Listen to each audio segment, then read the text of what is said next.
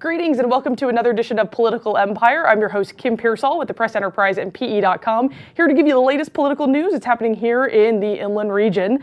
We've got quite a bit today. We're going to talk about who the Koch brothers are endorsing here in the Inland area.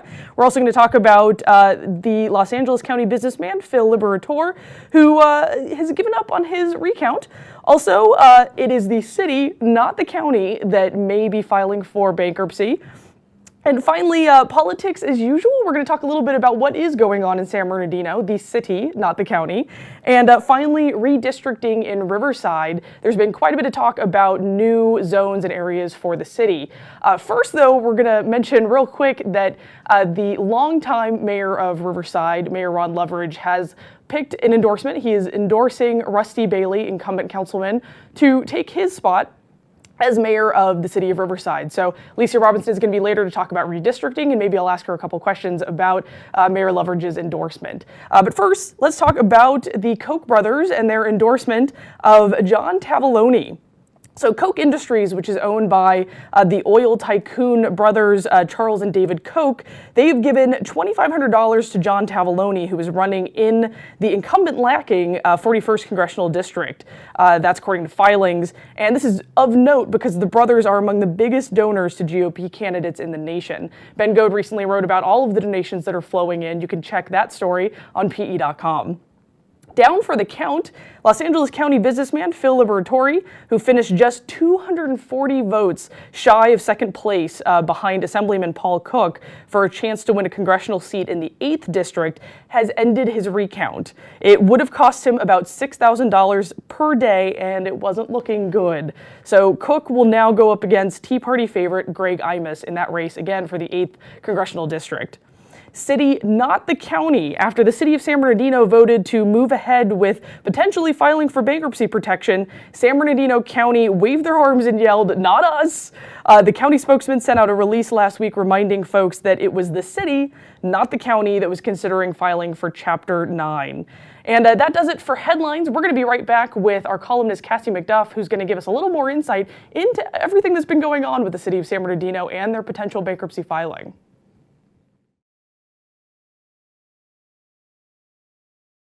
We're back, and I'm joined with Cassie McDuff, our columnist here at the Press Enterprise, who covers quite a bit of the issues that are going on in San Bernardino County, and in particular, this past couple weeks, the city of San Bernardino and their potential filing for Chapter 9 bankruptcy protection.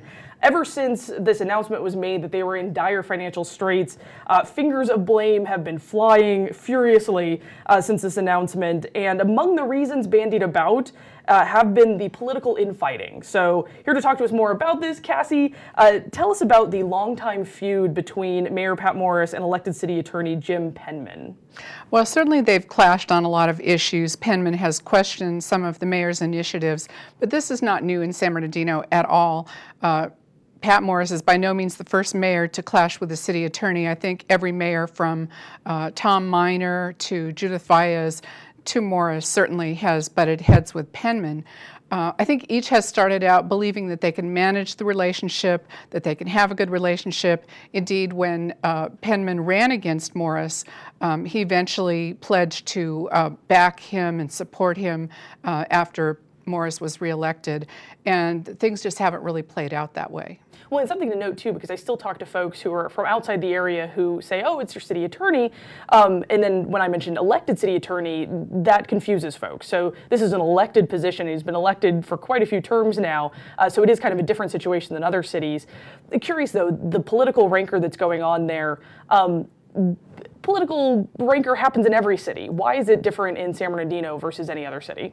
Well, San Bernardino is a charter city. It's different from most California cities, which are general law cities. San Bernardino has an elected city attorney, as you mentioned. Now, other cities do have elected city attorneys, Los Angeles, for example, but they confine themselves more to analyzing legal issues and keeping the city out of legal trouble. In San Bernardino, the city attorney, he answers to the voters, not to the council or to the the mayor. And so he's used his platform, his bully pulpit, to raise issues. He's even taken the step of taking off the hat of official city attorney and taking to the public lectern and speaking as a member of the public. So I think it's driven not just by the political structure of San Bernardino, but by the personality of the person in that office. And like I noted before, some folks have actually mentioned this political disruption between the two of them, the positions, et cetera, as being a reason for the current financial state that they're in. Is that part of the reason why they're in such financial straits right now? I really don't think so. I don't think that's accurate at all. In fact, this is one of those rare instances where you find the mayor and the city attorney pretty much on the same page that the city is out of options and bankruptcy is the route to follow. However, the city attorney differed from the mayor in the sense that he raised the issue that the financial documents had not been accurate over the years, had been falsified was a word he used, and that it had been covered up that the city had been borrowing from restricted funds, which are only to be used for certain purposes, and using that for general operating expenses and then paying back the money from the general fund when the money came in, but not letting the council know that the city was getting so close to the edge. Now, I've talked to council members who say that's not the case at all. The warnings have been there for a number of years. Well, it's a pretty serious accusation to level, and curious, we wanted to clarify something too, because there was a press release sent out by criminal or authorities, law enforcement authorities, saying that they were investigating criminal acts that may have occurred within the city. But that has absolutely no relation whatsoever to the potential bankruptcy filing, correct? Well, that's correct. The timing of the press release, which came from the sheriff's department and announced that there was a combined city police department, district attorney, and sheriff's department investigation of some allegations that had been raised several months ago in the city. The timing of it coming right after the city's action to go ahead and authorize the bankruptcy filing made people assume that there was some relationship. I talked to the sheriff. He said, as far as he knows, it has nothing to do with it. We even went so far as to go to the courts, and we found affidavits for search warrants, which indicate there's actually an investigation of bid rigging going on. Well, Cassie, thanks so much for coming on the show to tell us a little bit more about what's going on in the city of San Bernardino, clarifying some issues as well. And I'm sure you're going to be coming back to give us a follow-up update on what's going on there. It's my pleasure. Thanks so much. We'll be right back with Alicia Robinson, our Riverside reporter, who's going to tell us a little bit about the redistricting measures there, and also tell us a little bit about who Mayor Ron Loveridge is endorsing.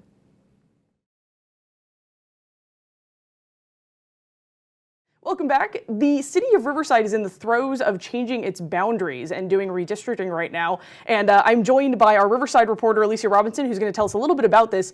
Why now? Why are they changing the boundaries now? Well, Kim, it's a process that a lot of other cities, and actually even at the state level, that has been gone through. Redistricting in conjunction with the 2010 census data.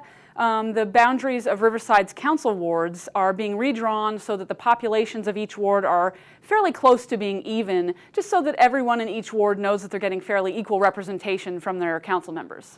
What's interesting to note here, though, is that usually a pretty standard process has turned into a very controversial process in Riverside. What's been going on, and why has this become fairly controversial? Well, the city council took up the issue back in June, and they had several maps that were proposed by the city clerk's office, giving them several options, and they picked one, but they said, well, we want to tweak some of the boundaries on, the map.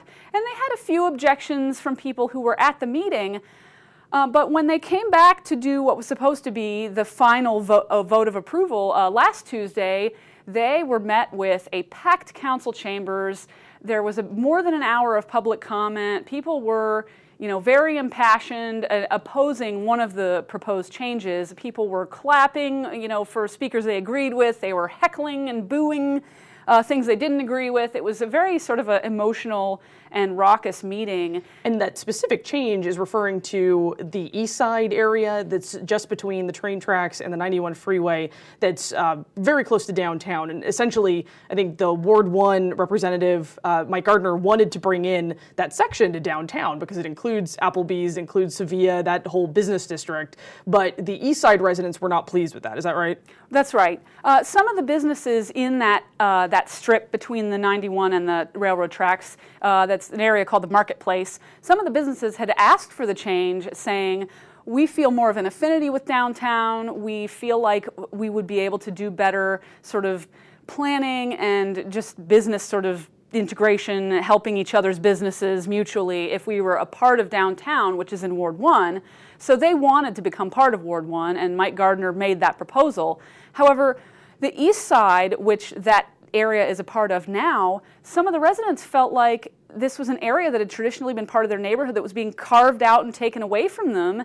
And I think they very symbolically sort of felt like they were being robbed of something. And also they were upset because that change had not been on any of the maps that were presented to the public. It had come up in the course of some of the meetings that the city had had with different groups. And so some of the residents felt that, hey, we weren't told about this. This came up at the last minute. And they felt like that it was being sprung upon them without giving them a chance to comment. And because of some of the passionate responses, it sounds like this may change as of today, that Mike Gardner may be backing off of that proposal to integrate some of that area into his ward. So it's interesting, and you're going to have a story in tomorrow's paper about that. So hopefully folks will keep an eye out on PE.com and in the Press Enterprise to see what the latest is with this, and you'll certainly keep us posted on redistricting. Another topic of note today, because you've had quite the breaking news day, Mayor Loveridge, a longtime mayor of Riverside, has finally made his endorsement for mayor. Rusty Bailey. Why is this a big deal, though? Why were we waiting with bated breath for Mayor Ron Loveridge's endorsement? Well, now, in the lead up to the June 5th election, there were 7 candidates running for mayor. I think everyone knew it was essentially going to be a primary election, that we were not going to get one candidate taking 50% plus one needed to win outright. And Loveridge did not make any kind of an endorsement in the lead up to that election. And so everybody wondered, well, is he going to, now that we're down to 2 candidates going into the runoff, which are Councilman Rusty Bailey and former Councilman Ed Adkisson. And Loveridge has been in office between his 5 terms as mayor and his service prior on the council. He's been in office for 32 years. He's an institution in Riverside. So I think a lot of people, they were just curious. They want to know who he's going to support. And for a lot of people, that may indicate to them who they may want to support. Nice. Well, lots of news today. Alicia, thanks so much for being here with us, and keep us posted certainly on the redistricting and all the endorsements for Riverside's mayor. And certainly stay tuned to the political empire in the coming weeks as we have many more updates on what's going on with all of our local elections and all of our local politics. I'm Kim Pierceall, and join us next week.